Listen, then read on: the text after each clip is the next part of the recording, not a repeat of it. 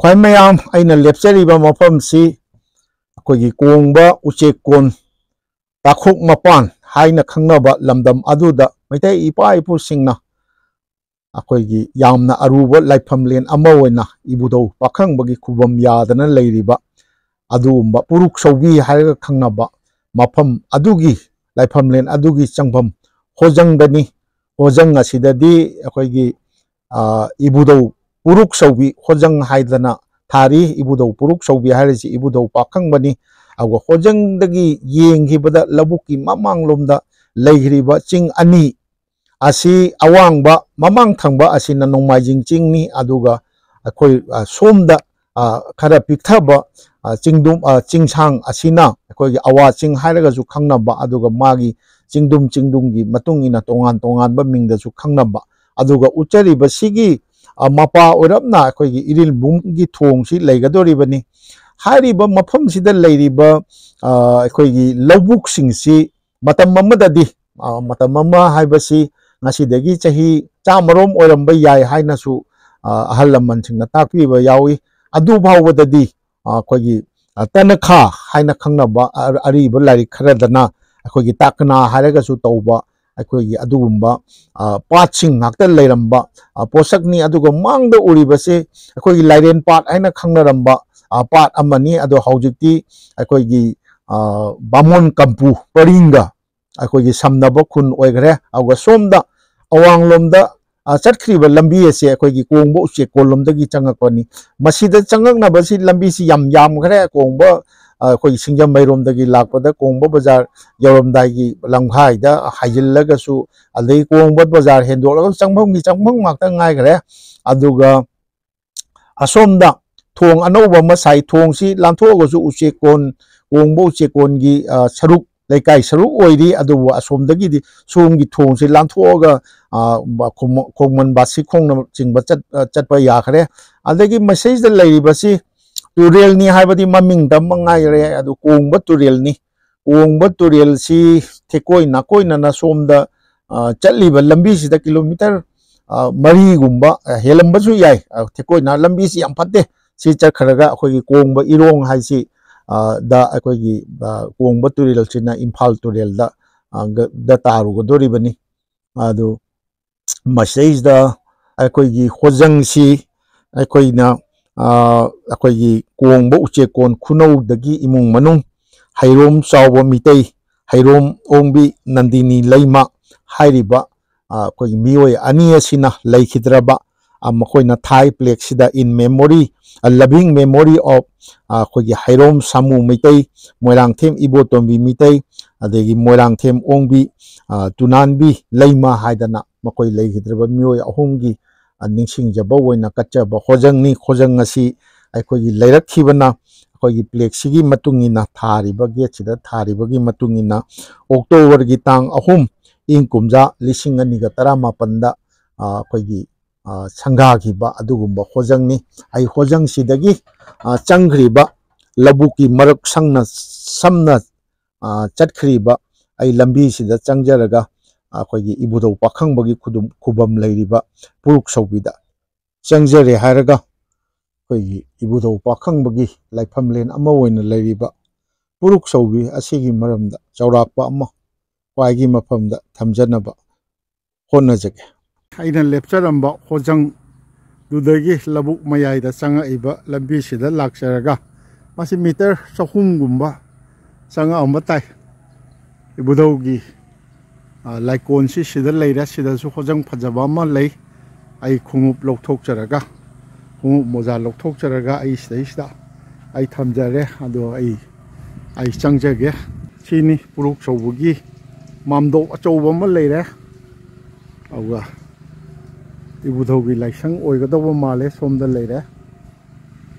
मसिदा अखोगी कोगी लुकलेन मयाम कटपगा सु अदुम तवी मसेज थारिबसी हौखिबा चैचत तांग कुलुमदोय थामा जनवरी 2005 इंग कुमजा सगोल से नुमितकी नुंगथिलगी वांगलेन पुंजा अहुम ताबदा थौ पुबा सिंगी मिफमना तानखिबा अहानबा वारेप ओइना चैचत tang ahum tha ani ing kumja lising ani kun manga phairen gi manga ni panba ningthaukawa numittagi ibudau puruk saubi gi laifam lenda mayai kaba makhal khuding baki chinjak yu ganja kani churup beri kwana chingba chaksil thaksil laga laifamda lai khurumba amadi nungsiduna yengba lakpiba sing sanghandabagi athingba thamjare laifam sigi chatna kanglon sibu tungoinaba sing thawoi usitaba cheirak oina wakong sen lupa lising ama thambiraga thambibaga loinana masagi saktam photo ga loinana I pau Shanghai Express ta matung tawjararoi haina numit humni phawgi manungda sengdokpigadabani haidana akhoi thari ado khwai taragi haraga puruk saubi ibudau pakhangba thoksillup kongbo uchekol takhok mapan thongju kendra Imphal East Side thari ada masini ada mayam yam chauna seisa aina ngasi luxury na puruk saubi haiba seisa leiba pukhri si maitai gi ariba wari da akhoi gi maitai ningthau oina akhoi gi ing kumja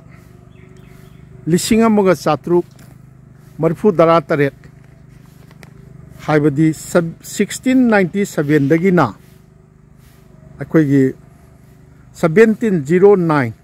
bhawba pan khiba maitai ningthau gi paringda nifu mapan chuba maidingu akhoi gi charai rongbagi matamda swai ngasai aina panjagi ba akhoi gi ngasai gi do tanakha haise takna pat oina leramba lairen pat takna adagi swai gi jiju akhoi gi kongbo chekon takhok haiba sisu pat oina leramba tharo thamchet yamna akhoi gi satlamba adagi nga su marang kaina pharamba adugumba patsing oramba aduga maidingu charai rongbasi lariksing ariba lariksingi matungina maji ngaphak ka su chaba yamna pamjaba aduga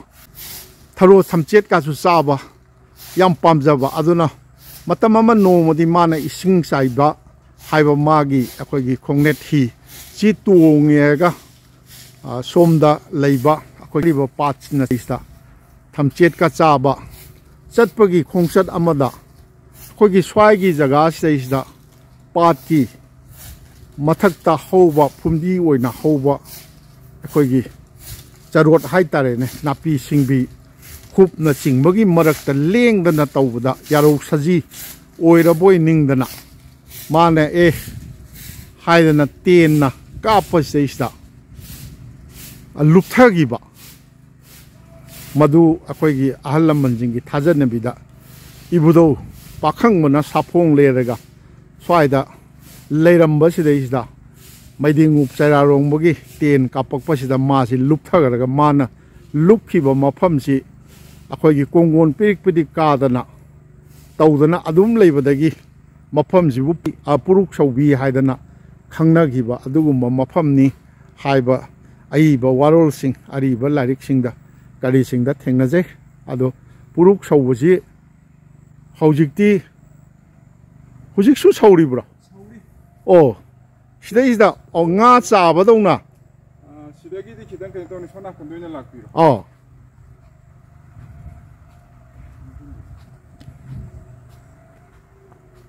ado adugi tawdoktugi matungda maidingu sarai rongmasi yamna masa idana yam ngamdana tawbadagi ma sumain tawna ibudawni adune nang numit nipani mapani sida sauri se oh adu sida du sauri adu maya sakchana su ko oh sauri adu khitang di halle hana dagi oh adagi sida sauri ba tharo angang buga tharo ngo buga se hoi sigi laipu oiba ma maduna haibda sahi kunni matungda salakpani haye oh se aduga mathanda adum sagacharakpani hawrakpani ko aduga 한닥시는 목 타로 시기 맡을 때네. 생각가 연기로 타로 레이 시기 맡을 때 레이 아니 좀 살락봐. 레이 시기 맡았다. 시들 레이 됐고. 레이 살리니 되나샤. 시 맡을 시다 또 레이 아니 팅클 레이 신 타로 또. 타로 뭐 살라가 타로니 팅클리네. 타로 시 샷버기 마기 또로 마뚱지다 뭐 타로 아니봉 사갈래 ngasi kitang ujada ngairi aisu ahan bani sisu angakpa amani ado masi aigi isam samba camera sina laksin badi kaya udo mandre mafam mari mangada akoigi puruk saudana kongon kadana lei masi akoigi bagyani oiba scientific oiba mawongda yengagadi makhada akoigi tectonic system da magi spring gumba ifut gumba leirambasu yai adu na topa wari ma oikhraga akoigi mitei ahlaman jingi paipu chingi di thajannabida ibudona lukhiba ko ibudona lukhiba mafamni haidana thajanabaga loinana ibudona sor honbani haina thajannaba aduga masigi yamna ngakpa amana akoigi haina bal lei akoigi thabu thajarabadi nungdusu laini ukangdusu kainoni laini thajadradi akoigi laisangda latpa ugi murti dusu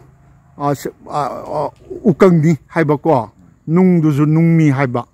ado akoigi maichaudi mainau haigadra maichau haigadra sida mama akoigi laipudo laipugi mateng pangcharaga leijabane o karai dai no somno unsil aina kongpal mutum lekai degi kongpal mutum lekai gya kongpal mutum si kurai chingde ketri gau singe ba akoi thangna bane ba aina kurai gini ado si yam thajanari si masigi ising sina iru sadengaga masigi pukhri sida lupsulupna bro kanangumana hazikti luphandre ba na hwaidi lupami hay adu hazikti mayam sidagi isingje sindamna bodu oibani ko mayagi machumdo nungaiti aduna sida mayra kendal kasare tana adu hairang leirang tamjaraga isingje lawraga iru ising tawbudo mayna mayam tawnei mafam tungana hanadi ahlaman jingi haktaktadi seizal luperaga laithung samaga nipan ko haidana yam thajanaba aina ngasi bawda thengnajarakpada mapandagi hodai ka sarrumgi maru mapangsing thawoina masigi mafamsida angta chausi na tawraga ising akoina hindu singna ganga jol kanodagi navadip tagi karidagi challaga longdo badumaina ising si sida choga pui dum ka sar silchar che ko dum lai koi mitai sinau singje adagi sida moya dum kaida lektana khotana hotel da kaida leiraga ne koi paipu singji khubam singje dum moina khoiramambagi dumaina matam moi kai thokcharaga paipu gi khubam koi pari puri lija badum khungul liba laksai dam lapna leikhaba koi mitai sinau singje puru singje mitai na lanin jibu dum ningjabu kangu ti duga sauri ji hajik khitang amu kan khat pire hana dagi maina yam kanna masi sida tawri je akoi nga saba nate magi puruk saubi hanadi yam tawrombaga khara tar masibo masi thainagi sum sida leiba hansing hainabudi ko makhon bukta thome haye saubi sida law sing kumba chappa kangu sin chu moina thainadi burung na so tarami adu hajikti kitang handare na hai adu masi akoina khanbada una sumta san basi uwa sigi mana sina tasallaga sogot pagi sangse kitang handabra na khalli adu natraga di dum hajikchi dum burung sawi se sawumje dum kai sunatra dum sawgi sawgot leba na sina kitang phadha ba hai tare sawi chang handan kenodi inawi mingdi kari ko ba aigi mingse munim kawe ado khubam side leibdagi ma malai puduna nongin nasu nongin kayum no mutum ne ba kongpal mutum lekai gi keno mutum ade ibudogi laisangsi somgi sira sigi sini koi arambai tengol ne antaki lan ngamjage na khoiramba lakpudu da moina kasari ni sari ni sa ado hanai ariba kenodi sang mapa sida makta ne sida dum leramba sidagi si leramba jagi moina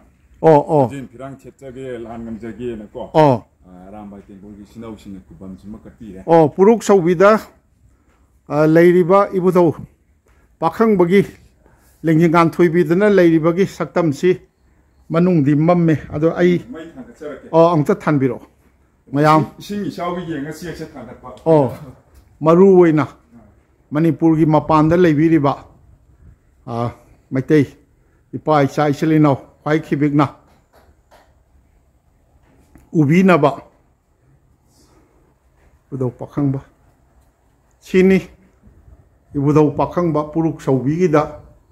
nganthoi leibiri base thayo sida ado sumaina tawdana lei ai thamoida khurumjari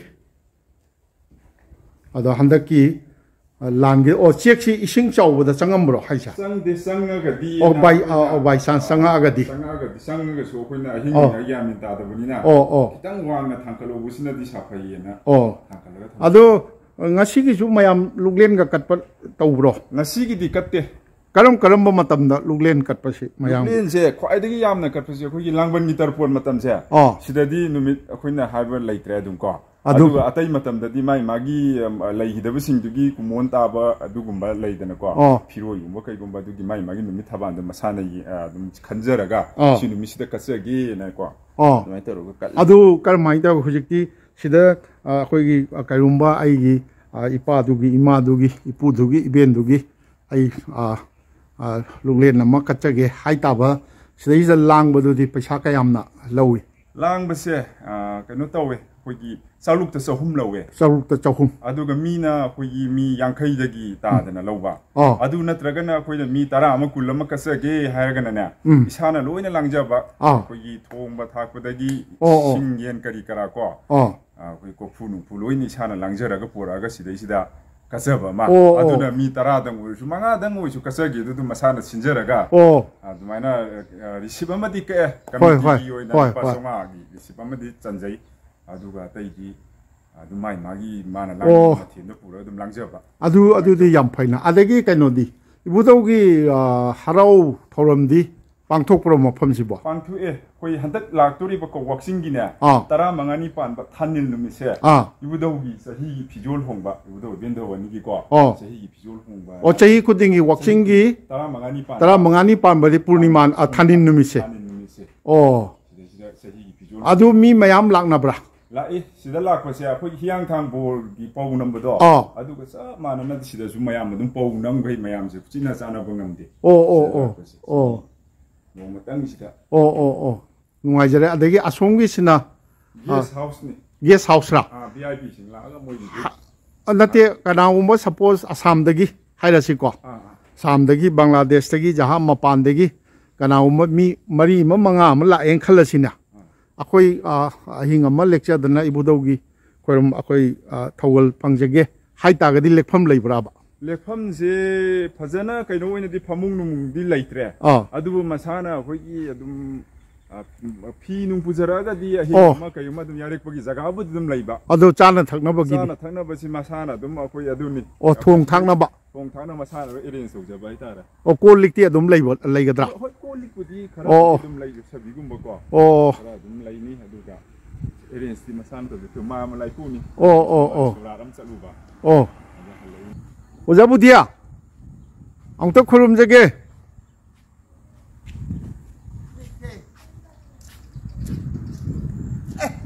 하이 가라게 아이 타오이는 라이미 스데이다 어두니네 아든나 갖고냐 소아지 따나카 하이마네고 따나카 오 아드니 뭐 나나이 까노가 까리 마이 맘밍도 문인 마가 wari sana jare aduni ai amma sum langbai gi marung opang singa sum bama akoi le la imi ke doroge asyam nungai jare aduni aina laksabagi aduni aina ngasi sida laksabase ibudo gi gi mafam da sangjare raga kwai mayam da uchabadu ai losinjage aduna puruk saubi kongbo uchekong takhok ai dai uchekong takhok takhok mapa takhok ai ju pa lo ram tai ne ko hoi ne pa ngak te ni ba sini ibudogi kaino si ucharaga khwai punamaki yaipa thojal kubiyo haidana nije bogal loinana aina mafam sida laksabagi matang asi waida losinjage aduna mahau sagum ꯇꯥꯕꯤꯔꯤꯕ ꯌꯦꯡꯕꯤꯔꯤꯕ ꯈ꯭ꯋꯥꯏꯒꯤ ꯃꯐꯝꯗ ꯁꯅꯥꯊꯣꯡꯒꯤ ꯃꯅꯤꯟꯗ꯭ꯔ ꯀꯣꯟꯁꯨꯝ ꯑꯩꯍꯥꯛꯅ ꯅꯣꯜꯂꯨꯛꯆꯔꯤ